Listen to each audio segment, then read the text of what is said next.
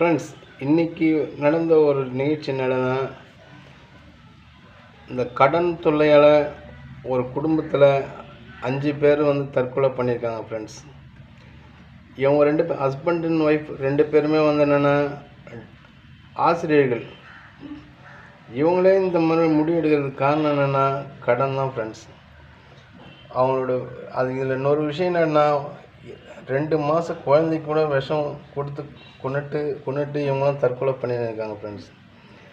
நம்ம கடன் வாங்கிட்டா எந்த நிலைமையில் இருக்காங்கன்னு பார்த்தீங்கன்னா, முடியுமான வரைக்கும் கடனை தயவு செய்து வாங்காதீங்க.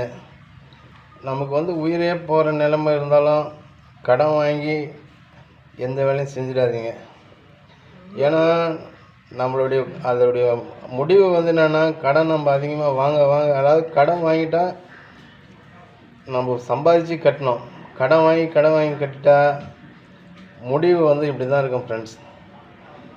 ஒரு டீச்சரே இந்த அளவுக்கு முடிவு எடுத்திருக்காருன்னா அவருக்கு எவ்வளோ மன உளைச்சல், எவ்வளோ கஷ்டம் வந்திருக்குன்னு பார்த்துங்க.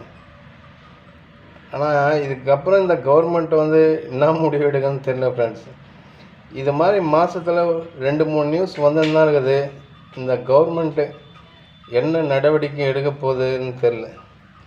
இதுக்கு முடிவு கிடைக்குமா இல்லையான்னு தெரில ஃப்ரெண்ட்ஸ்.